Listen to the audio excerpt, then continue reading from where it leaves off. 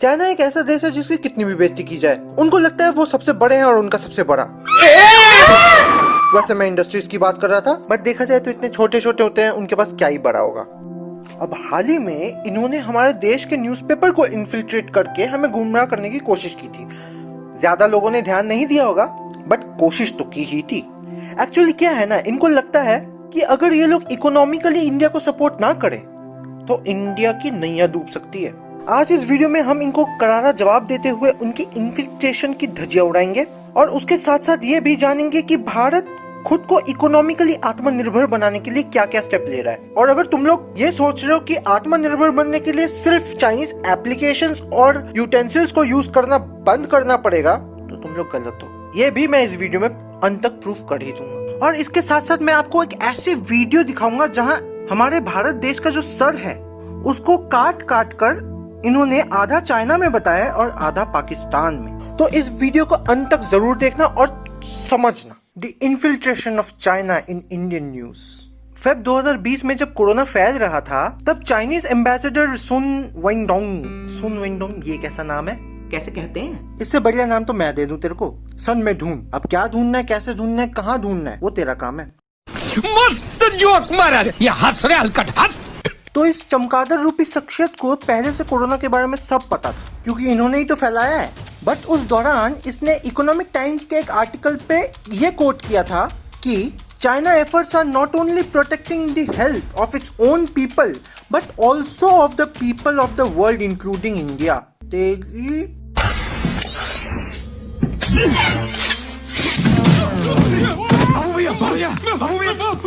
छाती फोड़ा रे बाबू भैया, तुम ठीक हो? मार साले का खोपड़ी तोड़ साले। वाह, बहुत बढ़िया, बहुत बढ़िया।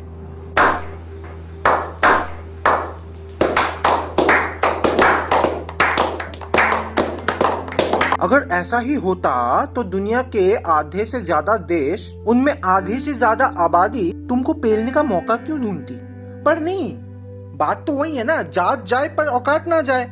तुम्हारी टेस्ट किट फॉल्टी, इलेक्ट्रॉनिक चीजें फॉल्टी, कपड़े से लेकर पतलून तक सब फॉल्टी है तुम्हारा।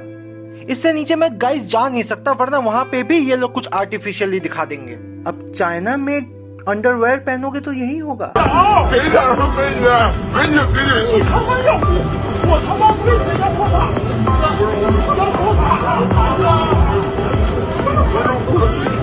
तुमको क्या लगता है ये बंदा यहाँ पे रुक गया होगा? नहीं। 13 मार्च को इसने द हिंदूज में एक और आर्टिकल में अपनी राय दी। अब seriously, according to that article, China को लगता है कि इंडिया अपना फ्यूचर चाइना के साथ शेयर करना चाहता है। जो खुद की केयर नहीं कर सकता, सामने से अटैक करने का डेयर नहीं कर सकता, दुनिया से अच्छे और क्वालिटी प्रोडक्ट को शेयर नहीं कर सकता, उसको फ्यूचर शेयर करना है। अबे साले, मरना तेरे को डर नहीं लगता?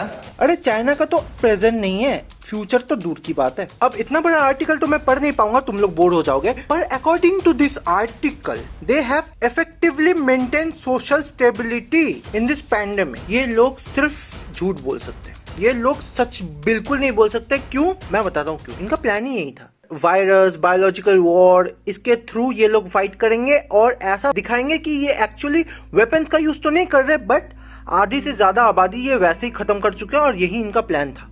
अब जैसा कि मैंने वीडियो की स्टार्टिंग में आपको बताया था कि इंडिया के सर को इन्होंने काट के ये दिखाया कि आधा सर पाकिस्तान में है और आधा सर चाइना में।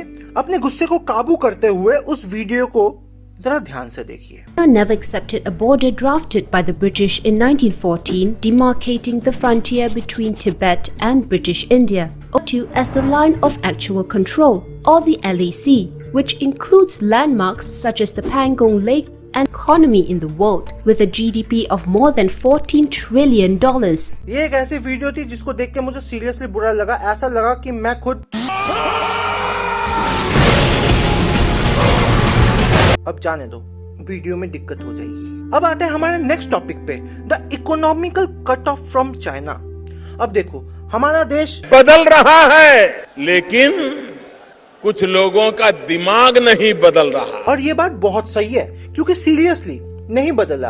अब तुम लोग इकोनॉमिकल कट ऑफ को कैसे डिफाइन करोगे? एक कंट्री जो इकोनॉमिकली इंडिपेंडेंट हो, राइट, वही होता है economically cut off. But economically independent कब होगा? जब लोग अपना दिमाग बदलेंगे। 47 एप्लीकेशन को बैन कर दिया, अपनी डेटा सिक्योरिटी मेंटेन कर ली, ये हमारे देश की सरकार ने किया है ना। फिर भी आधे से ज्यादा आबादी तो उनके अगेंस्ट ही है ना। क्यों है? अब तुम लोग मुझे अब देखो, तुम लोग इस चीज को ऐसे समझो, अगर मैं तुम लोगों को एक तरफ खादी और सूती के कपड़े दूं और दूसरी तरफ गुची, अरमानी, रहमानी और कदरस्तानी के कपड़े लाके दूं, तो कमेंट सेक्शन में तुम ये बताओ कि तुम कौन सा पहनोगे। इसके आंसर के बेसिस में मैं अपनी नेक्स्ट वीडियो बनाऊंगा जो कि इंडियन इकोनॉमी से जुड़ी हुई होगी। हाल के लिए भारत सरकार सिर्फ चाइनीज गुड्स एंड खुद का डेटा सिक्योर करने की कोशिश कर रहा है bye banning certain Chinese applications. Of course, क्यों? डेटा सिक्योरिटी जो होती है या फिर डेटा स्टोरेज जो होता है, आप लोगों ने देखा होगा जब भी आप किसी भी Chinese application, let it be PUBG, let it be any kind of video making application like TikTok, जब भी आप साइन इन करते हो वहाँ पे बहुत तरीके के ऑप्शन आते हैं साइन इन करने के, like Facebook, Google account and all. जब आप अपने उस ऑप्शन से साइन इन करते हो, let it be Facebook, let it be Google, तो क्या होता है, एक सिक्योरिटी की चली जाती है उनके पास और वो सिक्योरिटी की से वो बहुत कुछ निकाल लेते हैं। और सबसे बड़ी बात, चाइनीज सर्वर्स में ये सिक्योरिटी की सेव होती है। अब तुम लोग मुझसे प्रूफ मांगोगे कि ये कहाँ पे लिखा हुआ है, राइट? ये कोई नहीं बताता, बट जो लोग कंप्यूटर बैकग्राउंड से हैं या फिर आईटी इंडस्ट्री में काम कर रहे हैं या फिर बीटेक किया है सीएससी में, वो लोग मेरी बात समझ जाएंगे, क्योंकि ये द बेसिक रिक्वायरमेंट होता है। बिना सिक्योरिटी की को सेव किए हुए आप हर बार यूजर को डायरेक्ट एक्सेस नहीं दे सकते। अपने जीमेल को ले लो, एक बार जीमेल में लॉगिन करते हो, कभी देखा है दोबारा लॉगिन करने की जरूरत पड़ी अपने फोन में? नहीं ना, तो कहीं तो सेव होता होगा ना वो, तो वही है। अब ये थी एप्लीकेशन की बात। अब आते हैं फाइनेंशियली कट ऑफ के ऊपर। चाइना में से 14% गुड्स इंडिया में इंपोर्ट किए जाते हैं, इनमें से mostly power, plastic toys, critical pharma ingredients, telecom domain के कुछ प्रोडक्ट्स और सेलफोन्स, ये मेन है। लैपटॉप के इंटरनल पार्ट्स या फिर जितने भी आपके हार्डवेयर होते हैं वो भी मोस्टली चाइना से ही इंपोर्ट होते हैं। तो according to this article, India is trying to reduce low quality Chinese imports और 370 प्रोडक्ट्स जो कि चाइना से आता है या फिर किसी तरीके से उनके प्रोडक्शन पे निर्भर है, जैसे कि अपने chemical products, steel products, electronics, telecom, paper, rubber के प्रोडक्ट्स, बहुत कुछ है यार। अभी ये अचीव करना is not so easy because there are two ways to achieve this as per current situation. The primary way is linking up with an alternative global supplier for all of these things and do business with them.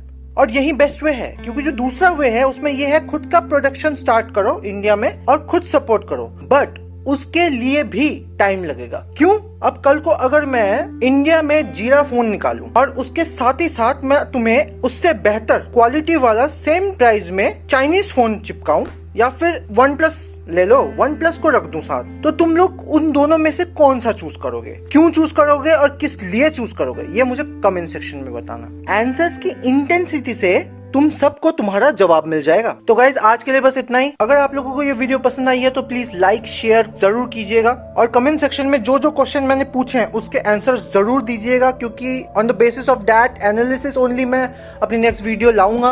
और अगर तुम लोग इस channel पे नए हो तो क्या कर रहे हो, यह देश बदल रहा है, तुम भी बदलो, वो लाल वाला बटन और उसका बेल आइकन दबा दो, सब्सक्राइब दिस चैनल यार। सॉरी गाइस, वीडियो थोड़ी सी लंबी होगी due to lot of data. मैं फिर भी बताना चाहूंगा कि जो आवाज आप पहले सुनते थे हेल्थ इश्यूज के चलते वो वीडियोस नहीं ला, वो भी जल्दी आपके लिए वीडियोस लाएंगे।